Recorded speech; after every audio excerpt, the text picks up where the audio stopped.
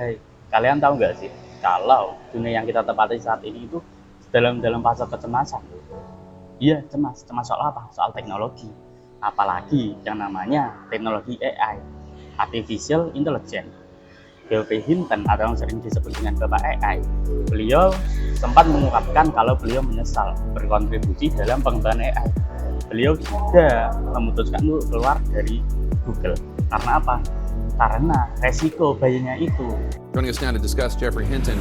Geoffrey, thanks so much for joining us. So you left your job with Google in part because you say you want to focus solely on your concerns about AI. You've spoken out saying that AI could manipulate or possibly figure out a way to kill humans? How could it kill humans? Well, eventually, if it gets to be much smarter than us, it'll be very good at manipulation because it will have learned that from us. And there are very few examples of a more intelligent thing being controlled by a less intelligent thing. And it knows how to program, so it'll figure out ways of getting around restrictions we put on it. It'll figure out ways of manipulating people to do what it wants.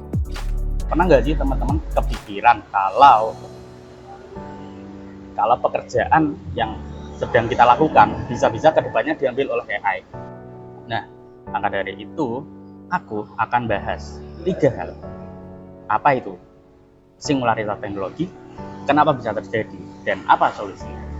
Seperti yang sudah aku ungkapkan tadi di awal, singularitas teknologi itu adalah kondisi di mana apa yang manusia ciptakan, terutama teknologi AI, berkembang dengan sangat pesat sehingga tidak terkendali.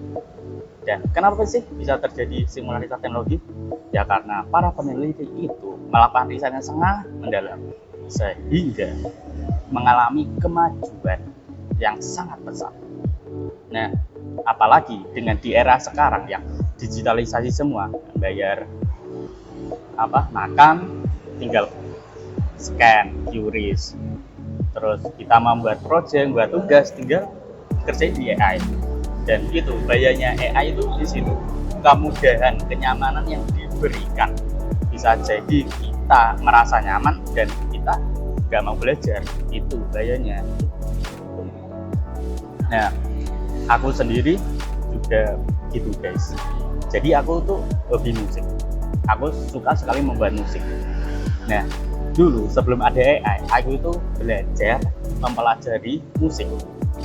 Dari zaman barok, zaman ini, zaman era pop sekarang, nah aku mempelajari itu semuanya. Aku belajar kita buat musik kayak gimana, yang bagus kayak gimana. Nah sekarang setelah muncul AI, itu dipermudah sama sekali. Aku tuh sampai tinggal upload file, ngasih query di AI langsung kirim lagunya. Super bagus banget. Itu yang membuatku merasa resah. Wah, jangan-jangan nanti produser musik akan kehilangan pekerjaannya karena AI. Nah, maka dari itu ada 3 hal yang aku ambil dari sini. Pertama, kita harus melek akan teknologi. Jangan sampai kita terbawa suasana dengan kenyamanan yang AI berikan. Kedua, kita harus terus belajar, kita harus terus berpikir kritis agar tidak termakan teori-teori yang diberikan oleh AI. Dan yang ketiga adalah kita harus bisa mengandalkan diri kita sendiri. Bukan hanya diri, tapi juga mengendalikan tindakan kita terhadap AI. Jangan sampai kita leha-leha karena AI sekarang, karena teknologi sekarang semakin gampang. Apalagi dengan AI sekarang, itu semakin berbahaya. Jangan-jangan di masa depan sekarang manusia berubah jadi Terminator. Nah, itu bahayanya tuh di situ. Teknologi semakin pesat, tubuh 90% terbuat dari teknologi, 10% yang organik. Itu bahayanya teknologi di situ. So, jadi teman-teman yang saat ini dalam dunia digital, kita harus hati-hati dengan yang namanya teknologi.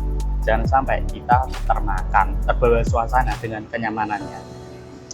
Oke, ingat ya.